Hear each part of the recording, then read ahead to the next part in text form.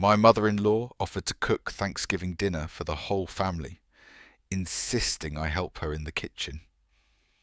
She had no idea I'd been documenting her poisoning attempts for months, and this family gathering was about to become her public confession in front of everyone she cared about.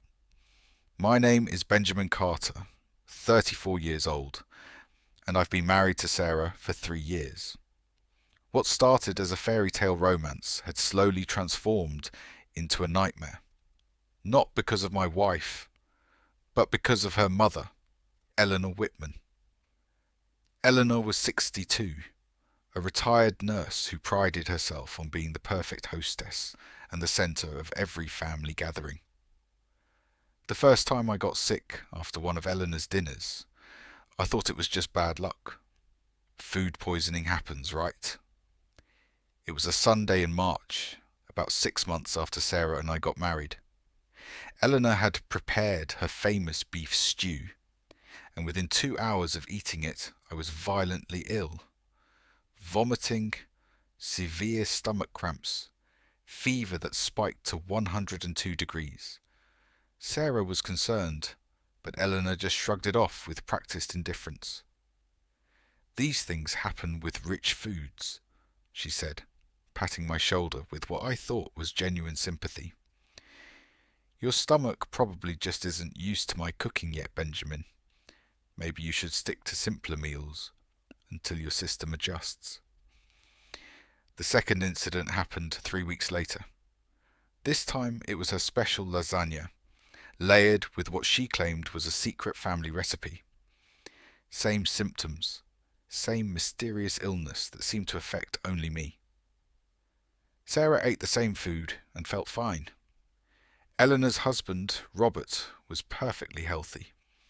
Even their elderly neighbour Mrs. Patterson, who joined us for dinner, showed no signs of illness. That's when the seed of suspicion was planted, though I didn't want to believe it.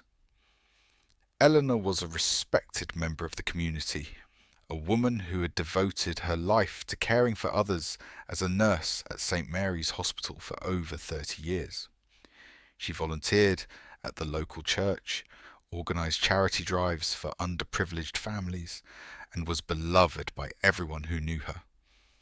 The idea that she might be deliberately making me sick seemed paranoid and cruel. But the pattern continued with clockwork precision. Every family dinner, every holiday gathering, every special occasion where Eleanor insisted on cooking resulted in the same outcome. I would get violently ill, spend the next day or two recovering in bed, while everyone else remained perfectly fine. After the fourth incident, I started making excuses to avoid her meals. "Sorry, I'm not feeling well today," I would tell Sarah when another dinner invitation arrived from her mother. Or I would claim I had urgent work commitments, anything to avoid sitting at Eleanor's perfectly set dining table. But Eleanor was persistent and cunning. She would show up at our house unannounced with containers of leftover food, always with that sweet smile and those caring words that made me question my own sanity. "I brought you some of my chicken soup, Benjamin. I know you haven't been feeling well lately. This should help you get your strength back." The breaking point came after the sixth incident during Sarah's birthday celebration in August. Eleanor had insisted on making her daughter's favourite chocolate cake from scratch. I should have known better, but it was Sarah's special day, and I didn't want to cause a scene. Within an hour of eating that cake, I was doubled over in agony, my vision blurring as waves of nausea crashed over me. That night, as I lay in the emergency room getting intravenous fluids, I made a decision that would change everything forever. I started my investigation the next morning. As a software engineer at Nexus Technologies, I had access to resources that most people didn't. More importantly, I had a methodical mind that approached problems systematically. If Eleanor was poisoning me, there would be evidence, and I was going to find it. My first step was documenting everything. I created a detailed timeline of every meal, every visit, every time I'd gotten sick. The pattern was undeniable. 6 incidents over 5 months, all following the same sequence. Eleanor would insist on cooking. I would eat her food. And within 2 hours, I would be violently ill. The symptoms were always identical: severe nausea, vomiting, stomach cramps, and fever. But documentation wasn't enough. I needed proof that would hold up in court if it came to that. I contacted my family doctor, Gregory Harrison, and explained the situation. Dr. Harrison was initially skeptical, but when I showed him my detailed medical history and the timeline I'd created, his expression grew serious. "This pattern is concerning, Benjamin," he admitted during our appointment. "The symptoms you're describing could be consistent with several different types of poisoning. I'd like to run some comprehensive blood tests the next time you have an episode." The opportunity came sooner than expected. 2 weeks later, Eleanor called Sarah with another dinner invitation. This time it was for Robert's birthday, and she was making his favourite prime rib roast. Sarah was excited about the family gathering, and I couldn't find a reasonable excuse to avoid it without causing suspicion. I prepared carefully for that dinner. I had arranged with Dr. Harrison to go directly to his clinic immediately after the meal, regardless of whether I felt sick or not. I also brought a small sample container hidden in my jacket pocket, planning to discreetly save a portion of whatever Eleanor served me.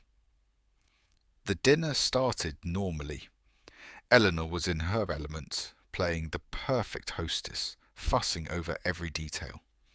She had prepared an elaborate feast: the prime rib roast, mashed potatoes with gravy, green bean casserole, and her famous dinner rolls. Everything looked delicious and smelled incredible. But I noticed something different this time. Eleanor was paying special attention to my plate. She personally served me the prime rib, carefully selecting what she claimed was the best piece. She ladled extra gravy over my potatoes and made sure I had plenty of her homemade horseradish sauce. "You need to eat more, Benjamin," she said, with that familiar sweet smile. "You've been looking so thin lately.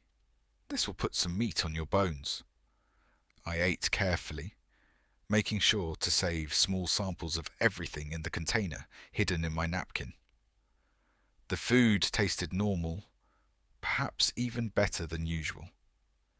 Eleanor had outdone herself with the seasonings. But within 90 minutes, the familiar symptoms began. This time, however, I was prepared. As soon as the nausea started, I excused myself and drove straight to Dr. Harrison's clinic. The blood samples were drawn immediately, while whatever Eleanor had given me was still fresh in my system. The food samples went to a private laboratory that specialized in toxicology analysis. The results came back 3 days later, and they confirmed my worst fears. My blood showed elevated levels of ipecac syrup, a substance commonly used to induce vomiting in cases of accidental poisoning. But here's what made it truly sinister. Ipecac had been banned for home use years ago due to its dangerous side effects. Eleanor, with her nursing background, would have known exactly how much to use to make me sick without killing me. The food samples told an even more disturbing story. The horseradish sauce contained traces of the same substance, carefully mixed in to mask the bitter taste. Now I had the proof, but I needed a strategy. Confronting Eleanor directly would accomplish nothing. She would deny everything, claim the test results were fabricated, and probably convince Sarah that I was having some kind of mental breakdown. I needed something more decisive, something that would expose her publicly and leave no room for doubt. I decided to install hidden cameras in Eleanor's kitchen. It sounds extreme, but I needed video evidence of her tampering with my food. The challenge was finding a way to do it without getting caught. Eleanor's house had a sophisticated security system, and she was always home except for her twice-weekly visits to the country club.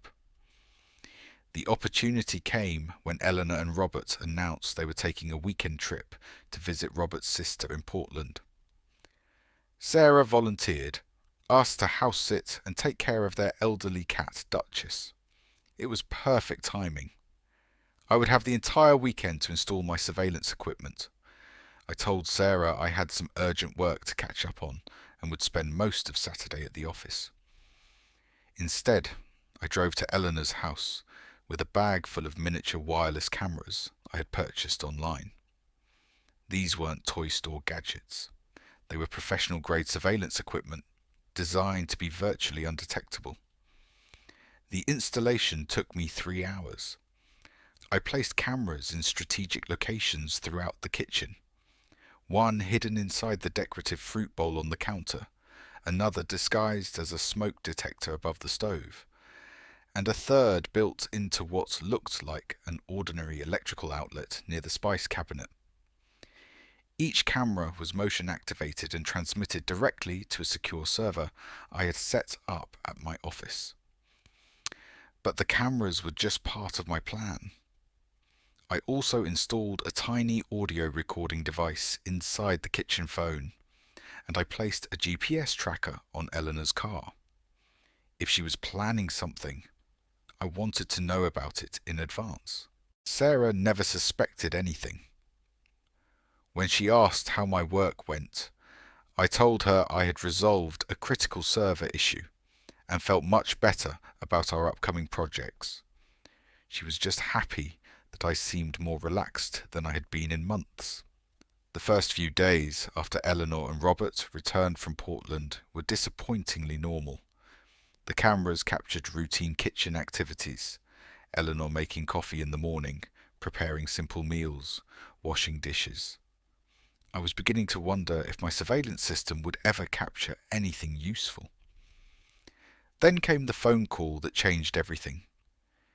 It was a Tuesday afternoon, and Eleanor received a call from Sarah inviting her parents to dinner at our house for the following Sunday. I watched on my hidden cameras as Eleanor's entire demeanour shifted when she realised this would be a meal she wouldn't be cooking herself. "Oh, that's so sweet of you, darling," Eleanor said into the phone, but her expression was anything but pleased. "But you know how much I enjoy cooking for the family. Why don't you let me bring my famous chicken casserole instead? I've been perfecting the recipe." I could hear Sarah's voice faintly through the phone, politely declining and insisting that she wanted to cook for her parents for once. Eleanor's face grew darker with each word. After she hung up, I watched her pace the kitchen for several minutes, clearly agitated. Then she did something that made my blood run cold. She opened a locked cabinet I had never seen her access before, and pulled out a small glass vial filled with clear liquid. She held it up to the light, examining it carefully, then placed it on the counter next to her purse, and began making her most dangerous plans yet. The next morning, Eleanor put her plan into motion. I watched through my hidden cameras as she retrieved the vial and transferred its contents into a small, travel-sized hand sanitizer bottle. She placed this modified bottle into a gift bag with flowers and a card. I followed her movements on GPS as she drove to our house. Sarah was at work, but Eleanor had a key and often stopped by to water plants or drop off gifts. This time, however, her intentions were far more sinister. Through our home security system, I watched Eleanor enter our kitchen. She moved with purpose to our spice cabinet, pulled out our olive oil bottle and carefully added several drops from her modified sanitizer. She shook it gently and placed it back exactly where she found it, but she wasn't finished. She moved to our refrigerator and located the homemade salad dressing Sarah had prepared for Sunday dinner. Eleanor opened the jar and added more drops, stirring carefully with a clean spoon before returning it to the refrigerator. The entire operation took 15 minutes. Before leaving, Eleanor placed flowers on our counter with a note. "Just wanted to brighten your day. Love, Mom." She threw the empty sanitizer bottle in our garbage and left, locking the door behind her. I had it all on video. Every movement, every careful addition of poison to our food. But now I faced a terrible dilemma. The dinner was Sunday, just 4 days away. If I said nothing, Sarah and her father would consume poisoned food. Eleanor had escalated beyond targeting me. She was willing to harm her own daughter to maintain her facade of the perfect mother. I couldn't let that happen, but I couldn't reveal what I knew without exposing my surveillance operation. I needed to neutralize the threat while keeping my investigation secret until I could present everything to authorities. That afternoon, I called in sick and went home early. I told Sarah I was feeling under the weather and might be coming down with something. It was the perfect excuse to handle the contaminated food without raising suspicion. "I need to pick up medicine from the pharmacy," I told her when she got home from work. "Why don't you rest while I take care of some errands?" While Sarah relaxed in the living room, I went to the kitchen and carefully disposed of both the olive oil and salad dressing. I wore gloves and sealed everything in plastic bags before putting them in a separate garbage container in our garage. These would serve as crucial evidence when the time came. I drove to the grocery store and purchased identical replacements for both items. When Sarah asked about the missing salad dressing the next day, I told her I had accidentally knocked it over and it spilled everywhere. "Oh no," she said, looking disappointed. "I spent so much time making that dressing perfect for Sunday dinner." "Don't worry," I replied, giving her a reassuring hug. "I'll help you make a new batch. We have plenty of time." But Eleanor wasn't finished with her deadly schemes. Thursday, I watched through my cameras as she made another preparation. She visited a specialty food store and purchased an expensive bottle of wine. Back in her kitchen, she carefully opened it using a specialized opener that left the cork intact. Using a thin syringe, she injected more poisonous substance directly into the wine, then resealed the bottle so expertly it looked completely untouched.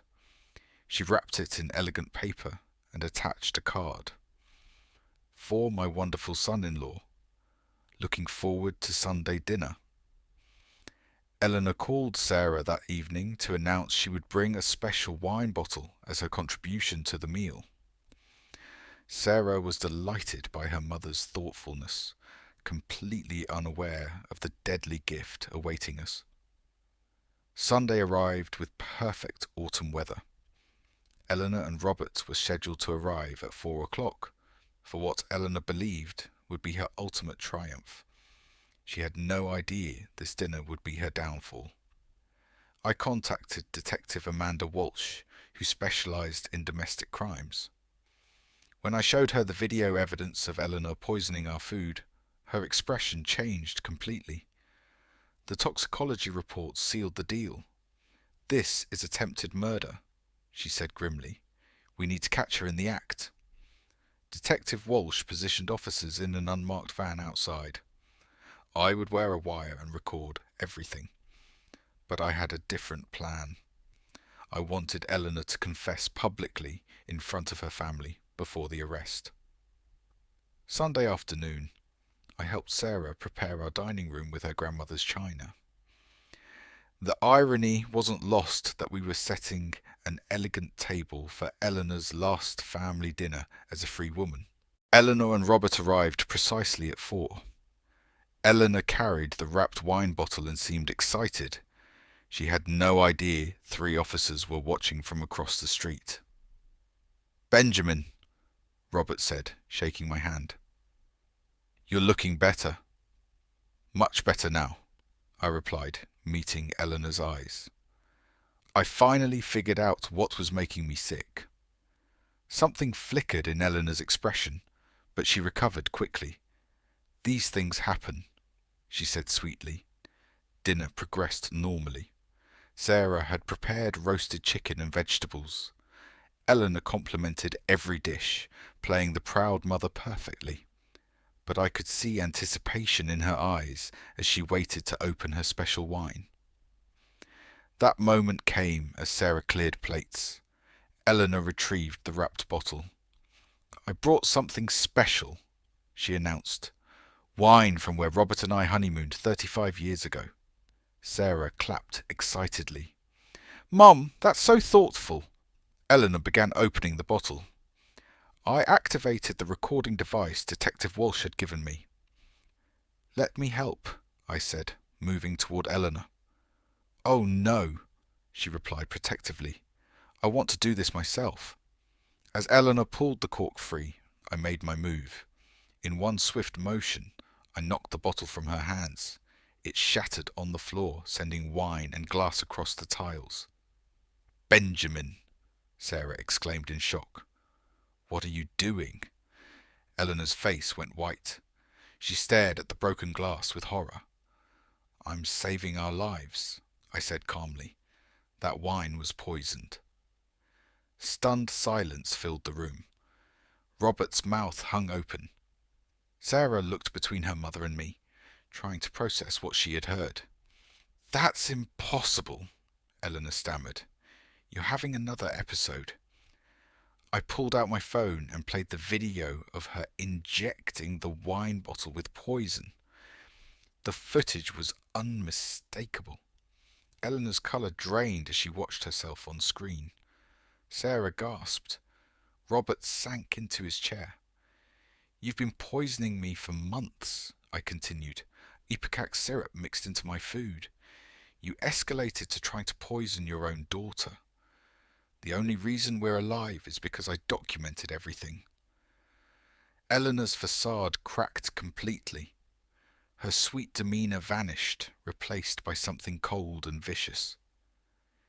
"You don't deserve her," she hissed. "You're not good enough for my daughter." At that moment, Detective Walsh entered. Eleanor turned with wild eyes, realizing her nightmare was beginning. "Eleanor Whitman, you're under arrest for attempted murder." As they handcuffed her, Eleanor looked at me with pure hatred. "You think you've won, but Sarah will never forgive you." But Sarah had moved to stand beside me, taking my hand. She'd seen the truth. 6 months later, Eleanor was sentenced to 15 years.